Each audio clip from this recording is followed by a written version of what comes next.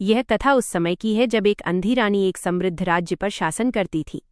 उसकी आंखें भले ही रोशनी न देख पाती थीं, पर उसका मन अंधकार से भरा हुआ था। सत्ता, वासना और अहंकार ने उसे भीतर से खोखला कर दिया था।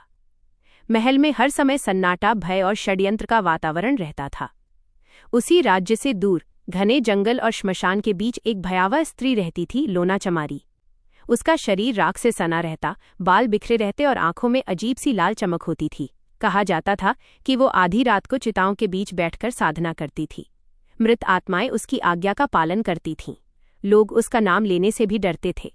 जब रानी ने लोना चमारी की शक्तियों के बारे में सुना तो उसने उसे महल में बुलवा लिया। जैसे ही लोना ने महल में कदम रखा, दीपक अपने आप बुझने लगे, हवाएं तेज चलने लगीं और दीवारों से अजीब सी आवाजें आने लगीं। लोना ने रानी को देखते ही कहा, तुम आंखों से नहीं, आत्मा से अंधी हो। रानी ने लोना से अपनी इच्छाएं पूरी करने को कहा। लोना ने काले मंत्रों की साधना शुरू की। हर रात महल में चीखों जैसी आवाजें गूंजने लगीं। सेवक बीमार पड़ने लगे, दरबारियों को भयानक सपने आने लगे।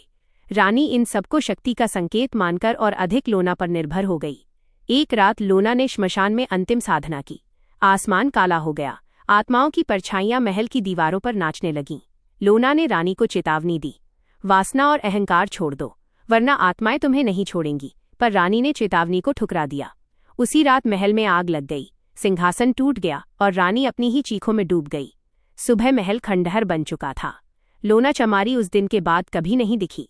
लोग कहते हैं आज भी अमावस्या की रात श्मशान से उसकी हंसी सुनाई देती है।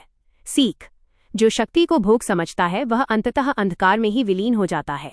ऐसी ही रोचक और प्रेरणादायक कहानियों के लिए हमारे चैनल को सब्सक्राइब करें। हमें फॉलो करना न भूलें और कमेंट में ज़रूर बताएं कि आपको कहानी से क्या सीख मिली। आपका एक छोटा सा सपोर्ट हमें और बेहतर कहानियां लाने की प्रेरणा देता है।